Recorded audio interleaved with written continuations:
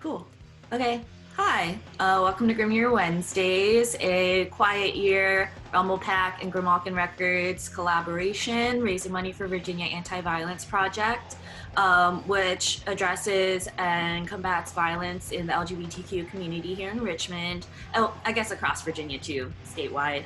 But they're really great, and so I put in the chat room the link to their website if you're interested in donating or just checking out the work they do.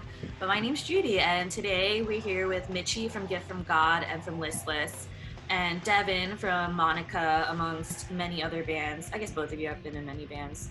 But yeah, so we're gonna do a Mitchie section and a Devin section. There's gonna be music and talking. It's gonna be a great time. So thanks for being here. Hi, Mitchie. How are you? I'm doing pretty good. How are you doing, Judy? I'm okay. I finally have my sleeping schedule like back to normal. And so I woke up today at 11, and like that for me is like really good. Like before noon, like I'm like, this is crazy. Yeah. So I feel like I've done like 3 days worth of things today just Yeah, from being awake. I feel that. My sleeping schedule is kind of out of whack as well. Yeah. I mean, it's like, it's not like new news or anything like that, but it's like every day. But yeah, Yeah. what have you been up to today? Not a lot today. I've been trying to just rest today. Ran a couple like just household errands. But otherwise, just been hanging out, kind of listening to music, taking it easy. It's really hot in my house. Um, I've been trying to be near a fan.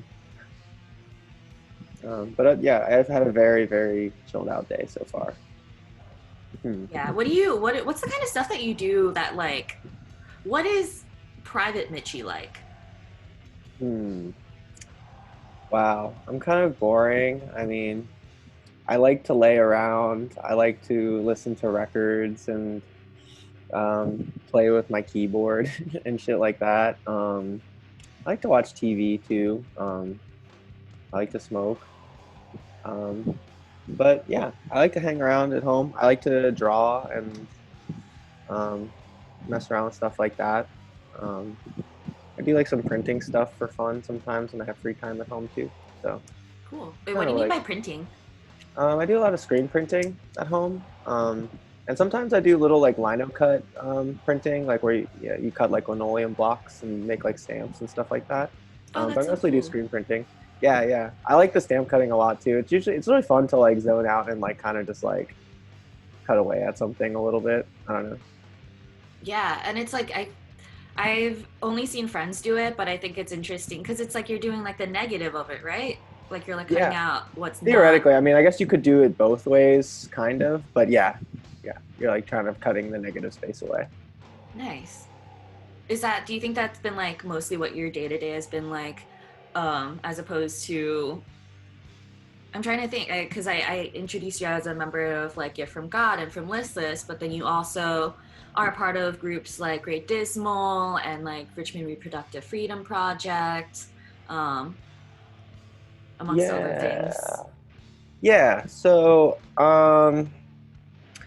Yeah, I feel like given like that we're still in a pandemic and have been in a pandemic for a while, like a lot of those activities have kind of well, they just look a lot different than normal, Mm-hmm. obviously. So like Great Dismal is primarily like doing like DIY shows and booking stuff and also like fundraising work.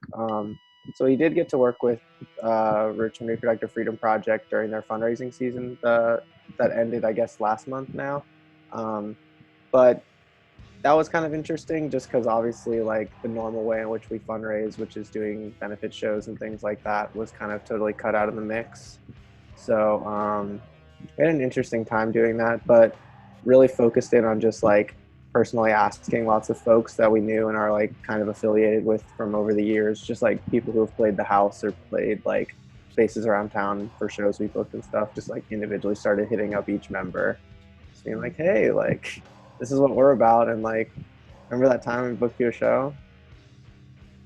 So, Yeah. and that yielded a pretty good result. And I was really pleased with how it went overall. And I really like doing fundraising stuff with RRFP. I feel like getting to participate in the fundathon that they do has given me a lot of like empowerment as far as like kind of believing in what might be possible as far as like stuff that I could do, and help and things like that. And all the folks involved are really sweet and like really encouraging and have like taught me a lot of things. Yeah, could you give a blurb about what Richmond Reproductive Freedom Project does? Yeah, Richmond Reproductive Freedom Project is like a grassroots organization that's essentially like an abortion fund, but it's also they provide a variety of reproductive health services in Richmond and Virginia, um, and they're really cool because they're like I guess values oriented, and like some of the ways that they kind of live into those values are like they provide like queer friendly, queer accessible healthcare, and they're also, you know, like stand up for racial justice and things like that as well, and are just like very community oriented and 100% community funded. So yeah, that's a little bit about them. They're super awesome, and I feel like they plug in in a lot of ways, a lot of places. Yeah, for sure. It's interesting hearing about how that work has translated over from being based on shows and in live events over to, I guess, relying more on those personal connections that you built during that time from before. Do you have Hmm. any thoughts about how that's been shifting in that way? Um, I guess. Well, I guess like I think like to a certain extent, like one of the kind of like key principles I think of like DIY or punk rock or like whatever is like mutual aid and like being able to support one another and working to support one another. So I think like being involved in fundraising efforts makes a ton of sense and feels like exactly where I want to be in DIY and the kinds of things that I would want to be involved with. Um, yeah, so yeah, I think it's a should be an ingrained part of what we're doing and like what we're all participating in. And I think it comes so naturally and like so easy, and it makes so much sense. Because I think like to a certain extent with DIY, it's like we're definitely trying to like make spaces to showcase art and for people to express themselves amongst other things. But I think like we're building communities, and I think if we're not like I think we want to be building intentional communities and communities that are rooted in values like looking out for one another and supporting each other. So, um, so yeah. Yeah, that's really neat because I'm glad that you mentioned being very centered on your values. Because I don't think that's something that necessarily everybody does, like outright laying out, what you believe, what your ideals are, and the kinds of things that you're gonna show through your actions. Just like naming those things is really important. So I'm glad that you brought that up. I just thought that was neat because I was actually gonna ask, like, do you think that your goals have changed, but it sounds like having those values in the foundation, it's like how those things happen is different, but then at the end of the day, you've been chugging along doing this kind of work for a while. Yeah, I mean, I'd like to think so. And I mean, like, it might look different. Like, I'm sending less emails about shows, but just sending more emails about fundathon instead. And like, and it feels super like normal to bring those things up with those same folks that I would be sending those booking emails to or getting them from and things like that. So um, yeah, it kind of feels second nature, and it sort of feels like that's exactly what I would do. I guess like it's like, oh, the shows are canceled. I guess I'm just gonna start hitting up all the people that were gonna play the shows, and then all the people that just have played any of these shows. And people showed up. Yeah, that's awesome. It's really wonderful to see and hear about when your community shows up for you in Yeah, such a tangible way too, because you have that direct conversation with people, and I think during those conversations people can get pretty vulnerable, especially because money is it's a sensitive subject, I would say. yeah, and it's hard to talk about. And I think like just like backtracking just a tiny bit, like the first time I ever got involved with fundraising with RRFP, they like kind of provided like a workshop, and it was essentially about talking about money and talking about money with other people and breaking down sort of weird barriers around money that's sort of ingrained in, I guess, in society, like stuff like, how people will tell you not to talk about how much you get paid with other people you fucking work with, or like shit like that. Like just like all sorts of things around that. Or like, and we also did like a random thing where like, when was the first time like you like, not like I guess we're conscious of money or like considered money, like yeah, just some of the first times you ever considered money, and just did stuff like that, and just kind of teased around conversation and stuff, and tried to break down some of the like obstacles that are likely to come up when you just randomly hit up a friend or hit someone up you might not even know very well and are like kind of asking for money, even if it's for something. And I found that really helpful. Like just like, even if like aside from all the lessons that they brought up in there, it was also just good practice, like just talking in general. So yeah. Yeah, for sure. I think there's been this, I mean, reparations, I think, has been a word on a lot of people's minds, and how that actually plays out is, I think, has like this like super focus right now.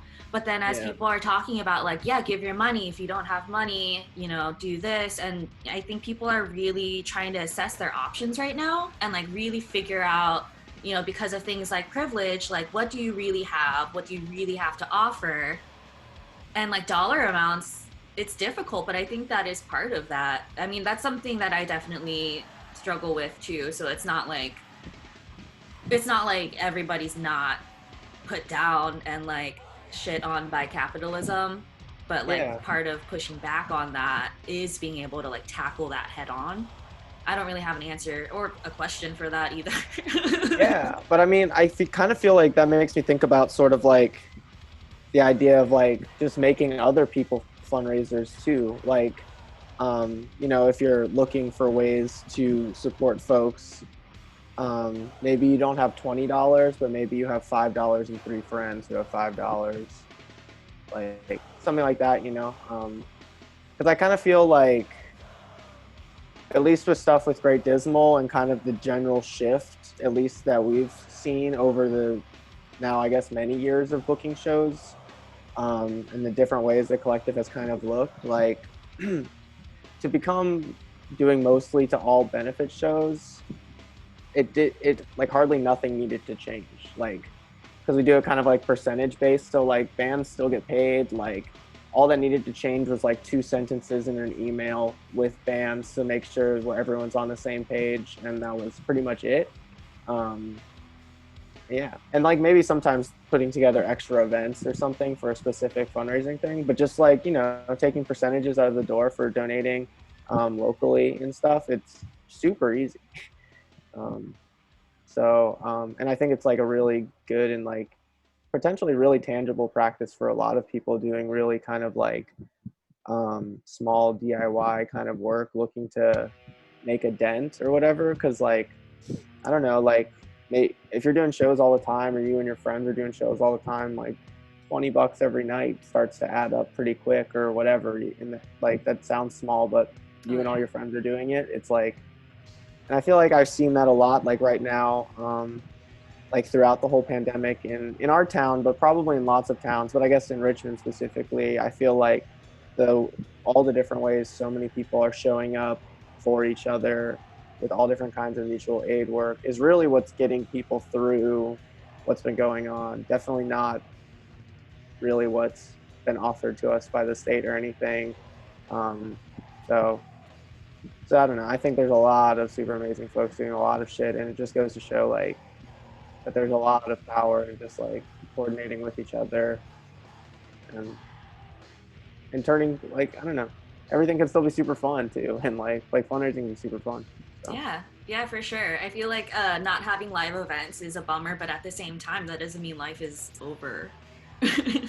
I no. mean, it definitely deeply impacts people whose like livelihoods depend on this, and this is like the center of their lives. Like, not going to discount that for sure. But I'm talking as like about like being like a casual showgoer. Like, there's still so many other ways that at least I feel like I can be connected to like the communities that I'm a part of without having to leave my house ever. And it's because Yeah. of the values that were like and structures that were laid in place before that I'm just like, oh yeah, seamless transition. It's still like hanging out with my friends. It's just a little bit different. Yeah, definitely. Do you foresee any shows or events happening with Great Dismal anytime soon? Um, no, not specifically that I can talk about right now. Um, Ooh, okay, you just hinted at something. I don't know about that, but Okay, okay. I didn't hear anything. yeah, but I don't know. I mean, live shows definitely not. I will say certainly, definitely not. But I mean, in a time where something like that feels safe, then definitely yes, I guess. But I'm sure, I'm not sure exactly as a collective how we're going to be moving the next couple months, but you know, I do know like that lots of folks are individually kind of trying to plug in where they can, how they can. So yeah. Yeah, actually, I do want to give a shout out to Heaven, who is also a part of Great Dismal, who booked a virtual show, I want to say a couple weeks ago. Feels like it could be a slightly longer than a couple weeks ago now, Mm. but yeah, Yeah, so I mean, that I just semi wanted recently. to point that out because that was just a really great show. And of course, it's like I feel like it's pretty reliable that Great Dismal will put together good bills, so I don't even necessarily need to know about Oh, any of the artists. I can just be like, they have curated a fun night for me. Thanks. yeah. Well, I'm glad you feel that way. Oh, thanks. Um, do you think that there's any sort of like lapses in the resources that you have now, lapses in resources that could be helping or that you want for your work to continue? For Great Dismal? I guess in general, not just Great Dismal, but I want to include like band stuff and RFP in there. Hmm. Um. Well, I guess honestly, I can't really speak for RFP because I'm not really affiliated with that collective. I more just fundraise, in tandem with them when I can and stuff like that. Yeah. But I mean, I would probably say that RRFP, despite the fundathon being done, is always accepting donations. And even though the fundathon's only like 2 months every year, they fund, abortion and reproductive health services all year round. So like donating into them is always a worthwhile action, I think. And honestly, like just plugging into any number of local orgs at the moment, specifically like MAD, RVA, Richmond City Bail Fund, and Virginia Anti-Violence Project, which you're hopefully doing right now, amongst many others, though. I think that would honestly be the best way that I could see asking other people to support right now, would just be efforts like that happening in Richmond, or if you live elsewhere in your own community. Yeah. Do you have any advice for people looking to get involved in their own communities that's not in Richmond? Involved in what specifically, like mutual aid work or fundraising? Yes. Um, That's actually something I've been thinking about. Because I mean, I'm lucky that I see in my social media just like knowing people from different areas who are already involved in mutual aid. It's pretty nice that I can be like, oh, this is for New York. I'm going to pass that along to my New York friends. But not yeah, everybody is me. yeah, definitely. I mean, I guess like Um, I guess like the first ways that I got plugged into any type of activist organizing or mutual aid work did come through DIY or folks I met through DIY. But I guess I can't necessarily say that that's always a safe bet anywhere you live or something like that. But I Mm-hmm. would also say that in every state, but in a lot of cities, there are chapters of the National Network of Abortion Funds. So that's like sort of a national network that RFP is a subgroup of, and there are like abortion funds in tons of places surrounding. So if you're interested in getting into like reproductive justice work, that might be a way to plug in, because I'm sure like on their website they have lists of all of the localities and stuff like that. Um, and similarly with stuff like Food Not Bombs and things like that, like there tends to be like chapters of that in like every city or lots of cities. And chances are you'll probably meet folks in places like that that will point you to other things. And I feel like it's probably just like going to be a mix of like kind of talking to some people on the internet, or like looking for some stuff on the internet, and maybe showing up to some more like public events and trying to just talk to some people, or maybe just one person if you can manage or something like that. That's probably the best advice I would have for some getting involved if you don't really know anybody doing that kind of work. But And maybe you have friends that are doing that kind of work in other places that you have friends where you live that can maybe connect you as well, because especially if you're like listening to this and you are like someone who's doing DIY stuff, chances are like half your friends live like everywhere else. So That's very true. Thank you for the advice for that. yeah. I have one more question for you. Hmm. Um, so, what's something that you envision for the future or would like to see in the future? Hmm. Just And this can broadly be the as future. general. It doesn't have to be rooted in reality. It can be Just open. like the future in general. Yeah, Devin, I'm going to ask you this too, so you need to think about it starting now. Wow, that's a huge question. Yeah, the future is huge. Yeah, the future is huge. Well, I mean, I think a lot of what I hope for the future centers around a lot of what we were already talking about, which was that I would like to see just like even more coordination in communities with like working with one another to support each other and like building really strong networks of like people based and like yeah people based organizing and yeah and like compassionate organizing and like care organizing and like kind of movement making that centers around sort of the vast nuances of all the different types of like effort and organizing that's necessary for like all of us to be able to sustain and to keep moving forward and to hopefully um, start breaking down some of these like obvious like huge structural problems that we're facing. And I also hope that we make it out of the global pandemic and that we one day will see one another again. Is this not enough for you? This is, I could accept this for sure, and this has been fantastic, and I would live with it, but I would also love to see you in person. So, you know, I hope that for the future. Um, and that goes for all my friends. Yeah. I But personally yeah. think that, like, as things get safer to be closer towards each other, literally, I'm counting the inches. I'm like, how many inches am I allowed to be away from you right now? And the closer I get, the more my body just lights on fire. I'm just like, this is what being around people is like now. Oh my Yeah. gosh.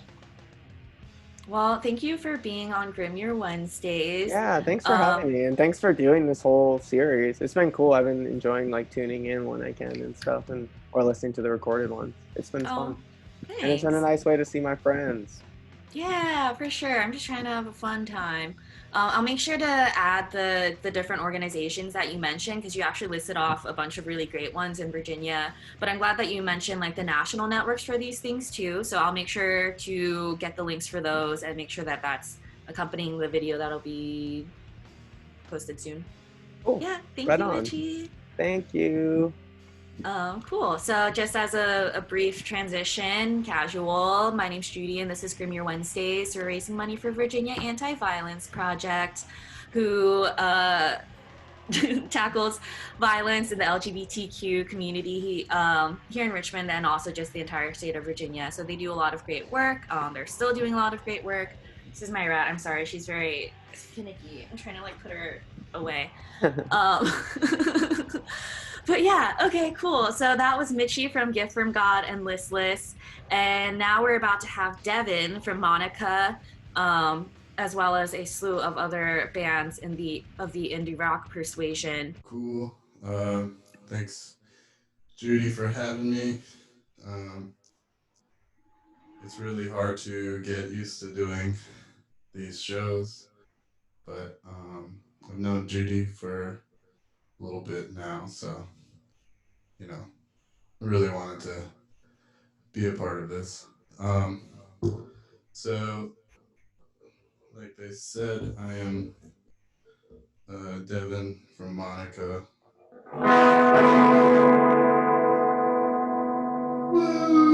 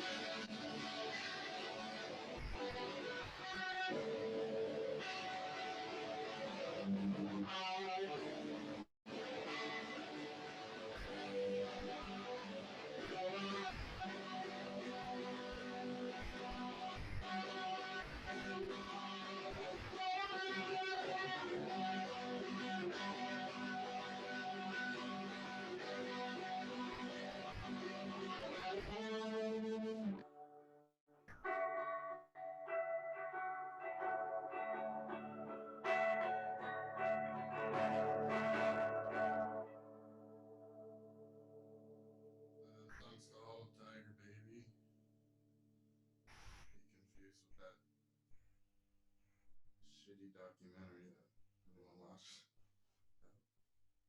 Horrible treatment of tigers. Um, it's sorry, I'm messing with the fire too much. This next song is called Positive. It's about being positive. Um,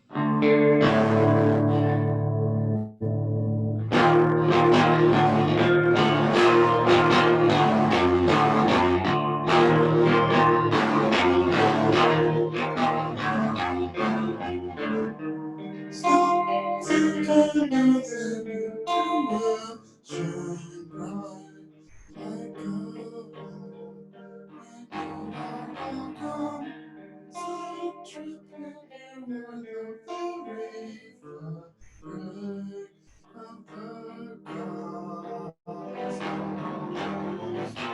Stop thinking about trash. You right back. Stop thinking about trash.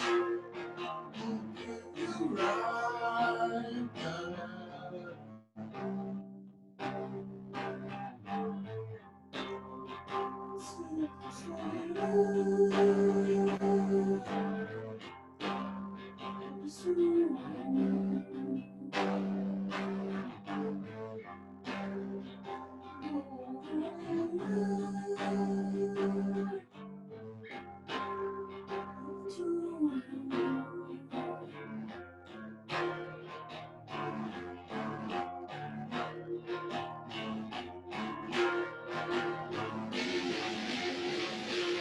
Stop studying everyone else's body stage.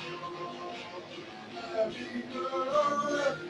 Keep your head up and see the only thing you can do is got to work.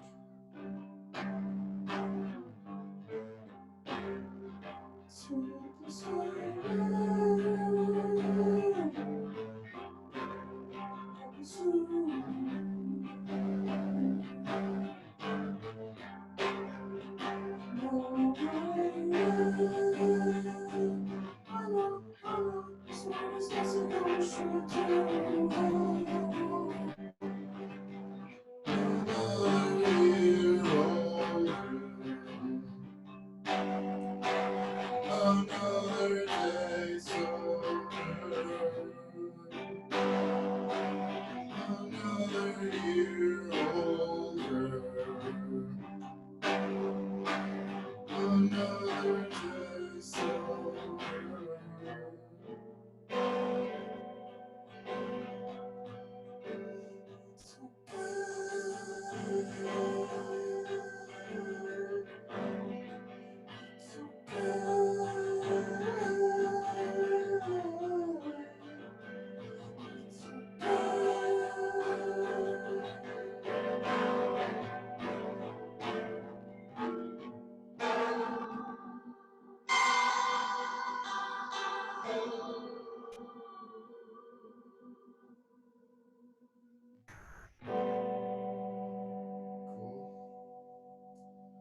Cool. I saw that Steve came, and hey, I missed you, bud.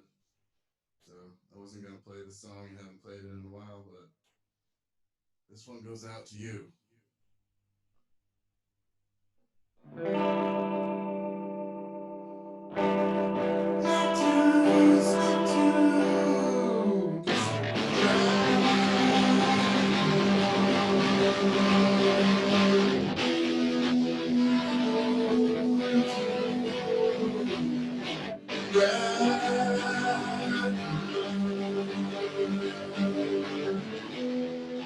Open for now.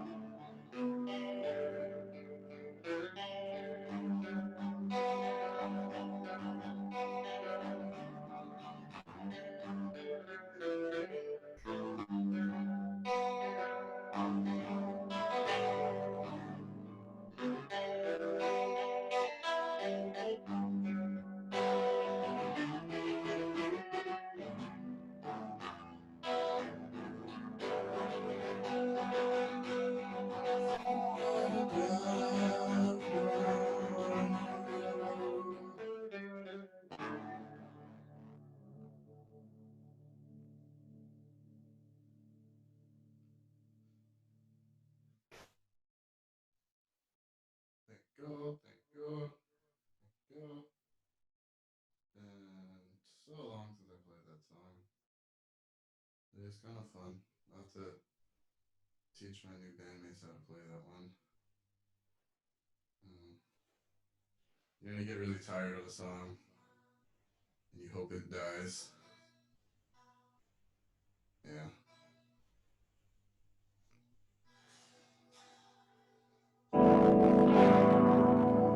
Okay. Yeah, this is like a new album-esque show. Song, not show.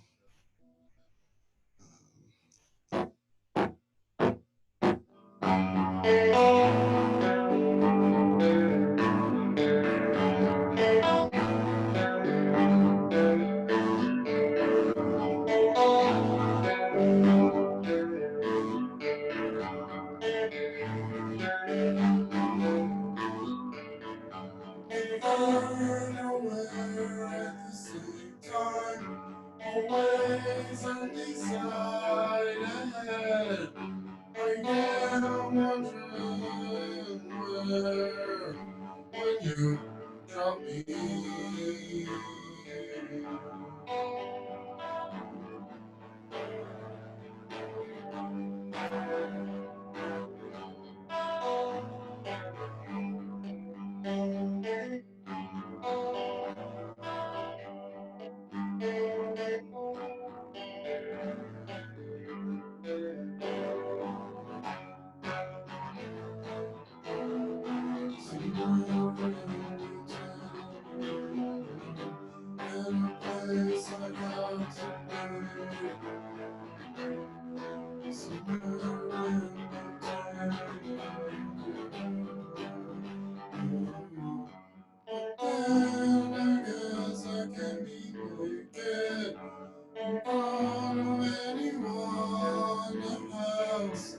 I am wondering where when you drop me.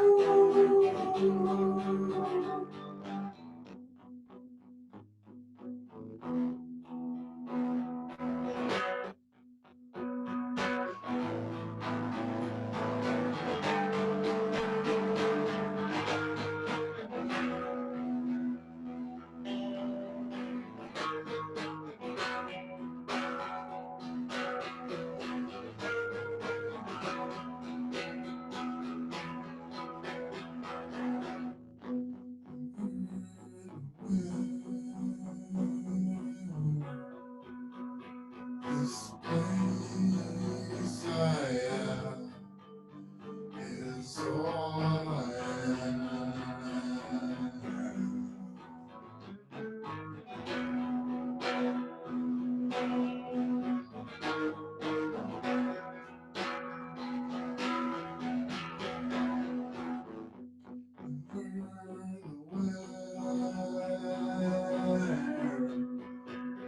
This place I am is hell on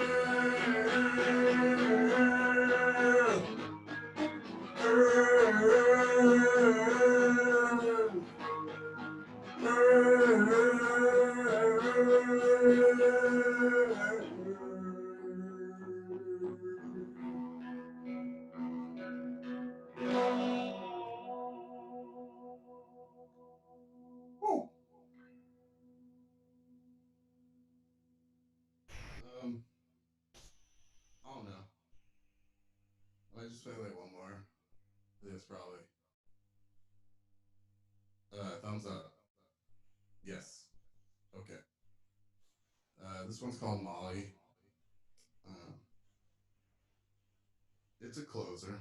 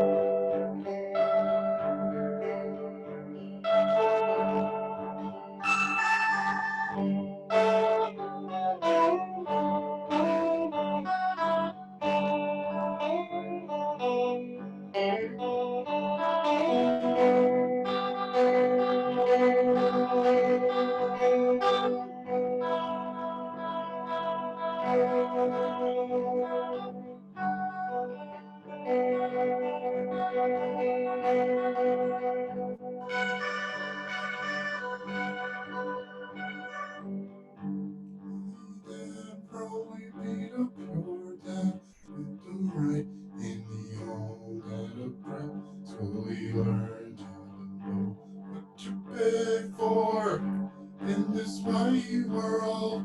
What you pay for in this white world? My mother was an orphan. Well, she used that and grabbed the gavel 'cause she said so.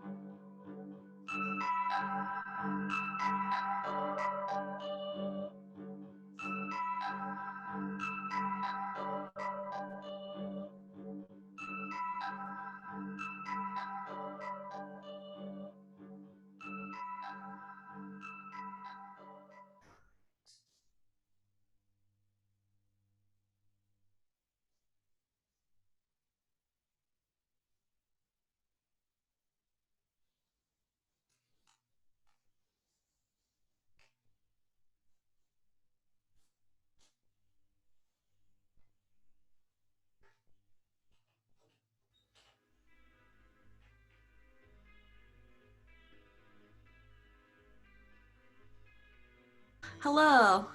So, sorry, I had to turn on the AC back on because it gets really hot.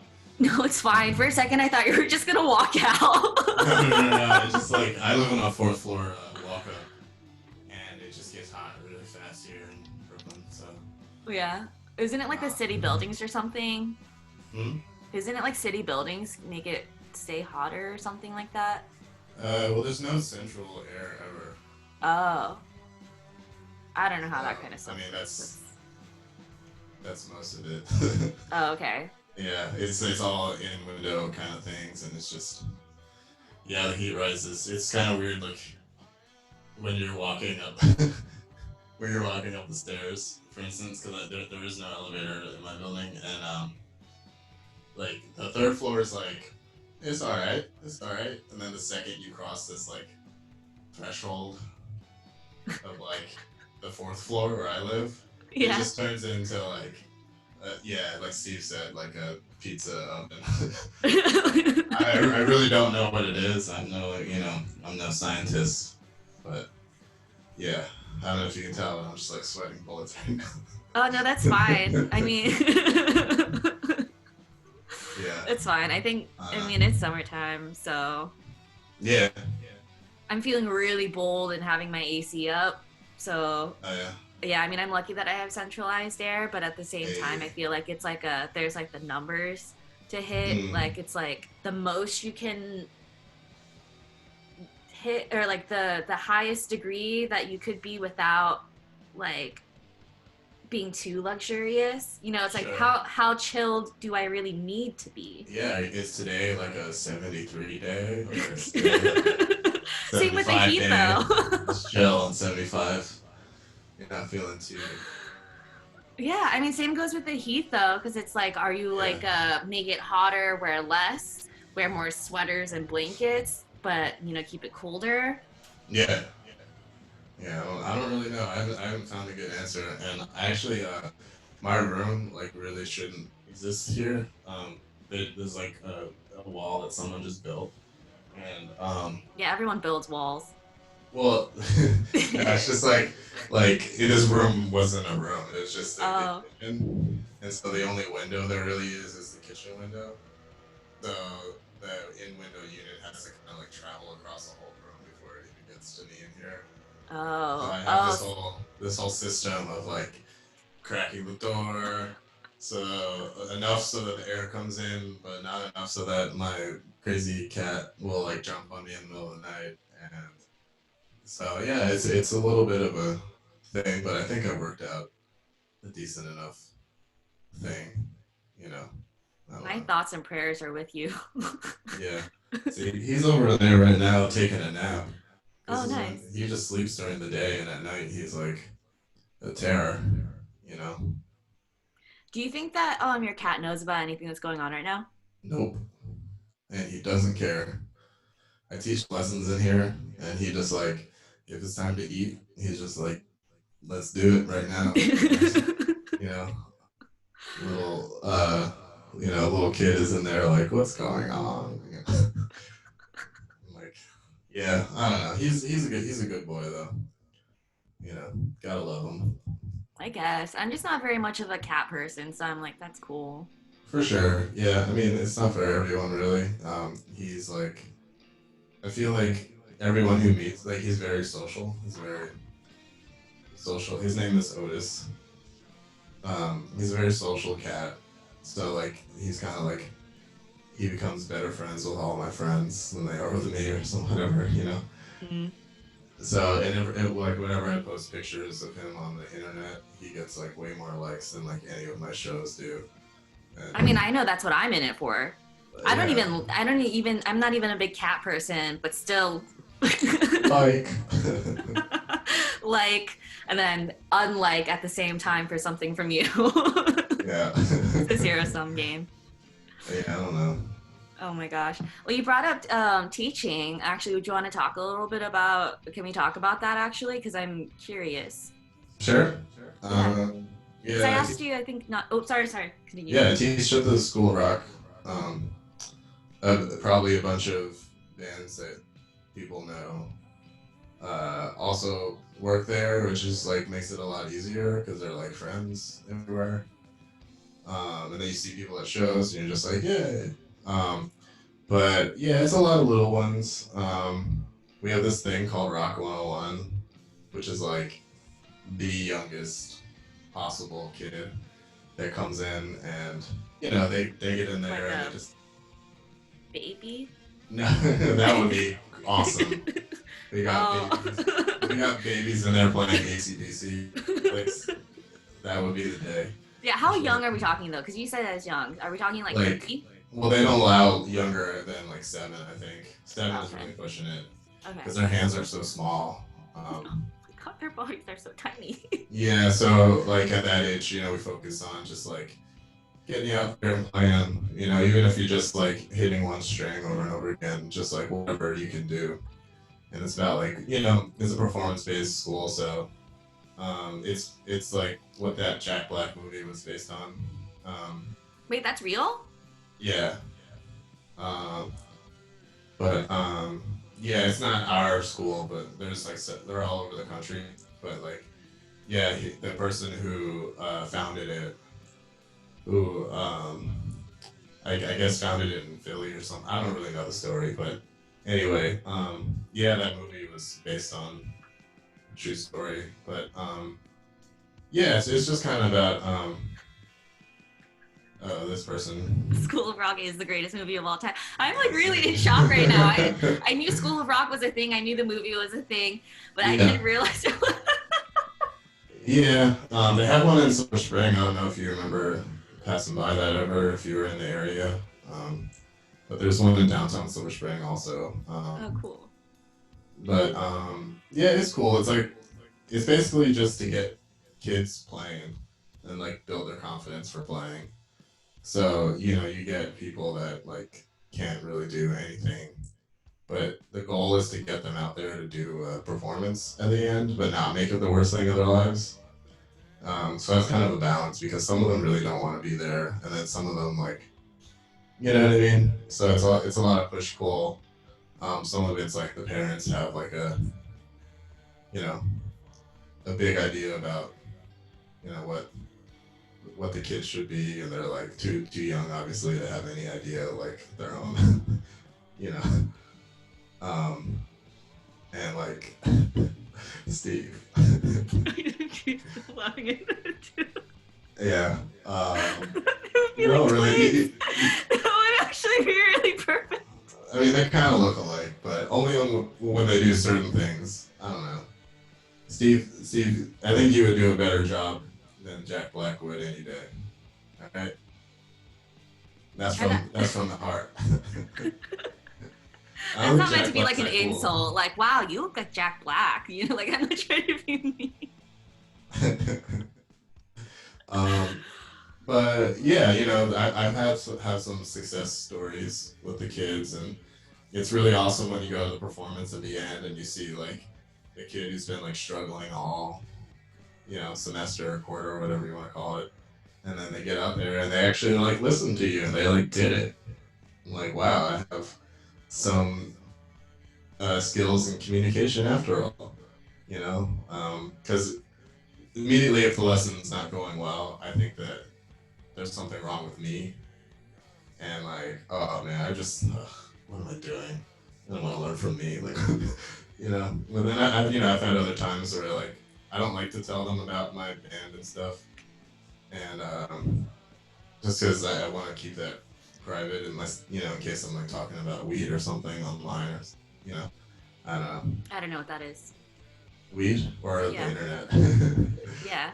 Exactly. Yeah. What's weed? Hey, I don't even smoke anymore, so there's no reason to talk about it. It's crazy. It's a brand new day. Brand new day. Sorry, cut you off. Continue. But yeah, they like every once in a while they like ask what you actually do, and they'll be like, yeah, you know, me and some of your other teachers here, you know, we play together and we have like lives, and like, you know, they're like, nah. It's like, you're funny, man. Like, no, you just come here. I know it. No. What do you think the perception is of like from your kids versus like what their perception of like what like a rock star looks like? Oh, if they see you on Spotify, they immediately think you're famous and rich. But you're on Spotify. You have a blue check mark.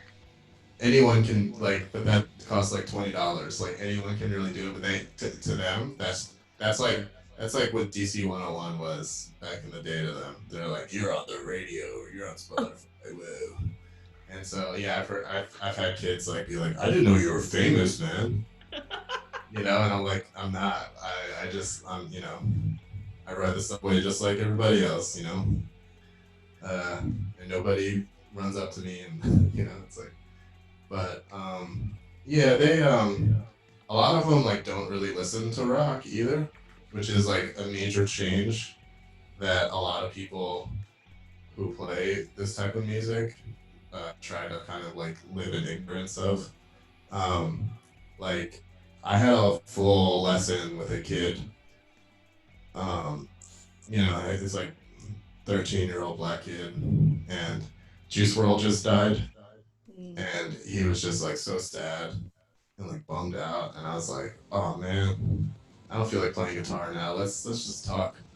So we just talked about Juice WRLD for a little while, because I've been like checking his music out, and you know, I was just like, wow, this is like what this kid is like really into. Like, you know, when I was buying Smashing Pumpkins CDs, this kid was buying Juice WRLD and Post Malone, and like, I don't know, all the kids are different, of course, but like, you know, I mean, they're just like kind of into some different stuff, and like, that's cool. Like, I kind of wish that like, not that the two could be like equated because they're different, but like that they could kind of connect the dots between like putting their creative powers to use in another genre and not have it be this like separate thing.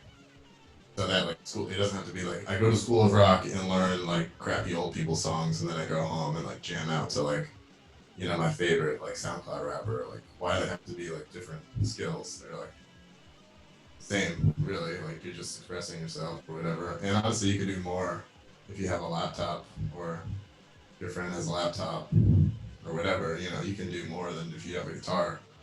So I guess I shouldn't be saying that to too many people. Take lessons, take the guitar, play guitar. I mean, I think there's like value in both like learning. I mean, they're both instruments to me. Yeah. Yeah, so they both have different capabilities. I mean, and I think something that was a barrier to me personally, like learning different instruments, is the gear part. Yeah. Like having to buy each separate piece, learn about how each separate thing works. I mean, learning new technology, Yeah. and like learning the vocabulary for that. I mean, it's different for doing that as opposed to buying a laptop and then using one program, and then you learn that one program and then you have so many capabilities And instruments and like and things you instruments. can Yeah. try. Yeah.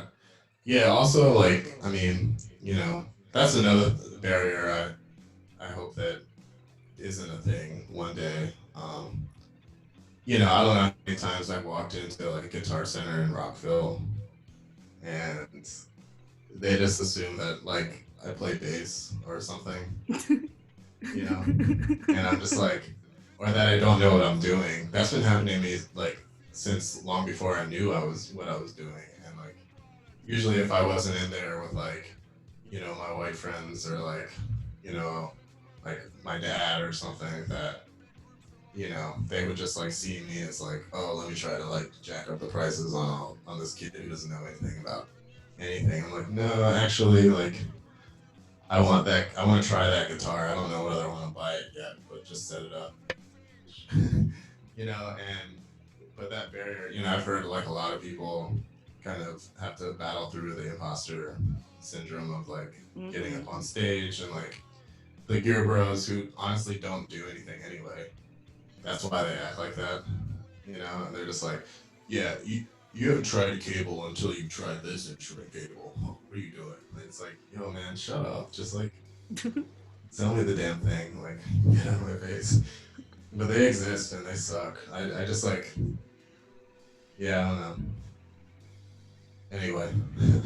Yeah, no, I mean, that's, I literally forgot that what we were talking about, because I just started thinking about Gear Bros and just Gear Bros.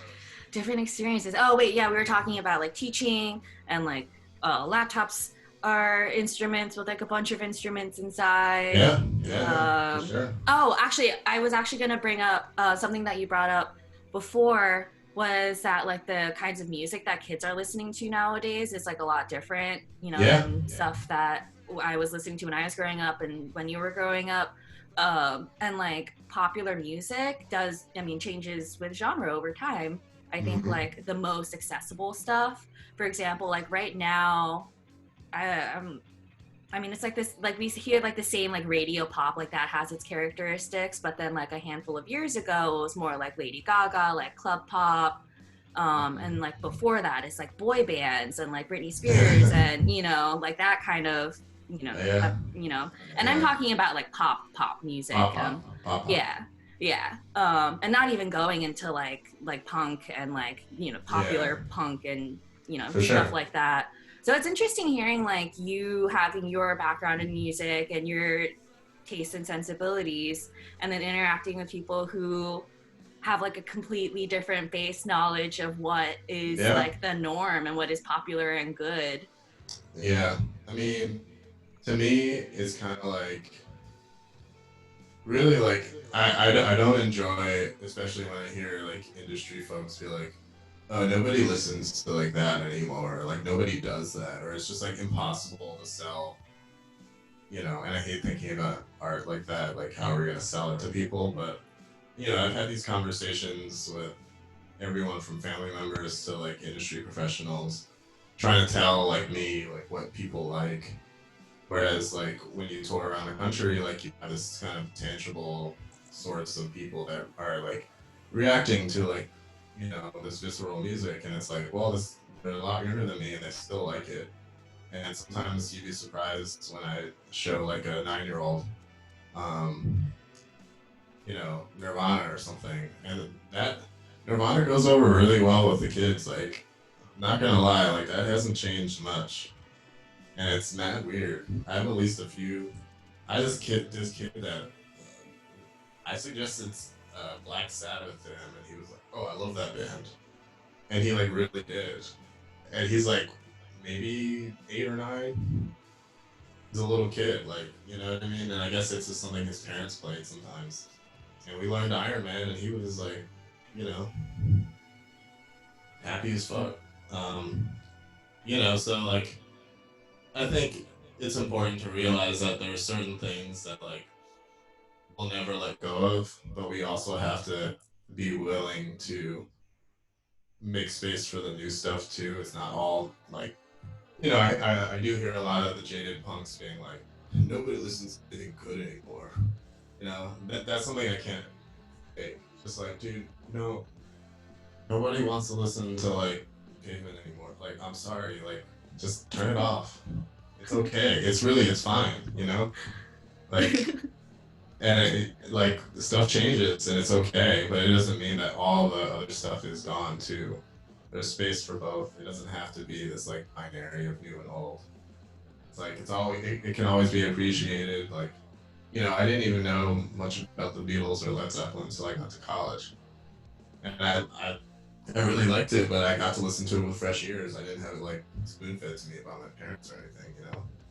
So there's still space for like lots of stuff. You can find it at any point in your life, I feel like. So I don't know. I guess there's two ways to look at it. So I don't get mad when they're like, you know, what is this you're trying to show me? Like, turn out the Post Malone.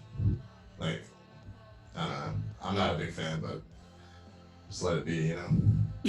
Yeah, I mean, all roads lead to Post Malone anyway. Yeah.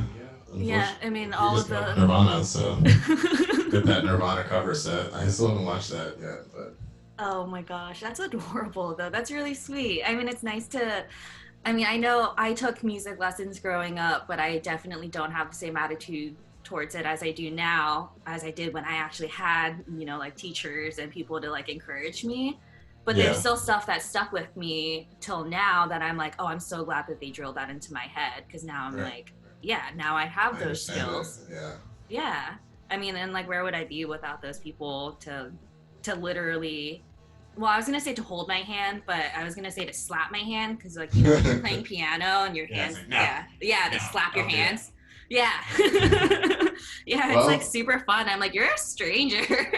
at least you're not that person that doesn't know how to like tap their foot on 2 and 4 or something. Oh gosh. When people like snap their fingers on the wrong beats. Yeah. Like, oh god. I mean, it's not the wrong beat, but it's just like an uncomfortable beat. Yeah. Yeah. I don't know if that's like an internal sense thing of being able to keep a beat or not. I know I struggle to like stay on tempo now. That's definitely a thing that if I could slap myself with a stick with, I would. But don't do that. I mean, let's take the sticks out of music. I mean, I'm trying to get that blue verified check mark on my Spotify. Hey, something to aspire to, I suppose. I still don't have the Twitter check. I don't know how to get that, and I think it's because I don't remember the password to the email. So I'm just I'm better off without it. Like, fuck that. I mean, it's like the scarlet letter. It's like when you have that check on you, I see you differently. The Italian oblong. There's another oblong out there, and they have not changed their name. Oh geez. Yeah, it's a standoff for the ages. That's funny. Wait, have you been listening to my songs the whole time? Yeah. Have you been listening to your songs this whole time? I mean, I guess I've heard music playing in the background, but I didn't realize that's what we were listening to. But it's okay. Sorry, I hate listening to it. I know. I hate it too, but I keep doing it. Yeah, it's whatever. No one's told me otherwise. No one said, and I say I'm going to play background music. Well, I guess I should say that I'm going to play your background music. Anyway, that's all to say. Can I ask one more question? Yeah. Okay, so actually this is the one that I asked Mitchie before is what's something that you envision for the future or would like to see? No rules, doesn't have to be rooted in reality. No rules, just right. I don't know, maybe just like a greater sense of uh, a greater sense of empathy from everybody. I don't know, like I know I could use to, you know, think of think about what it's like maybe to be somebody else, but you know, you see a lot of confusion from people, and I guess maybe I'm speaking mostly from the internet, and it's like you can live in the same country or live in the same state or same neighborhood and see or hear about events or life in a completely different way, as if it's like a different planet, and it's not, you know.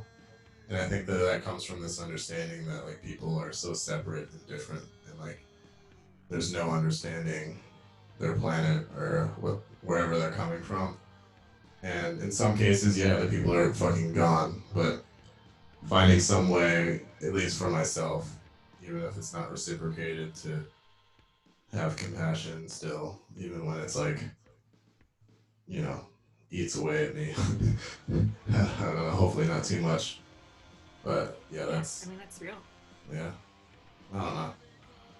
Is that a good No, no, extended no, no. That's response? a really good answer. I mean, from what I'm hearing from that is that one, it's hard to have hope for the future. Yeah. Yeah. Yeah.